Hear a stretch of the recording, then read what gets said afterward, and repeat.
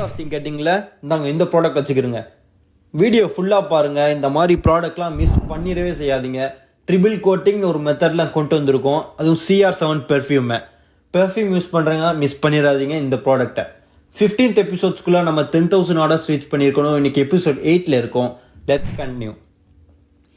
இந்த மாதிரி ப்ராடக்ட்லாம் மிஸ் பண்ணிடவே செய்யாதீங்க. CR7 வந்து அது மோஸ்ட் டிமாண்டட் பெர்ஃப்யூம் இன் மார்க்கெட்.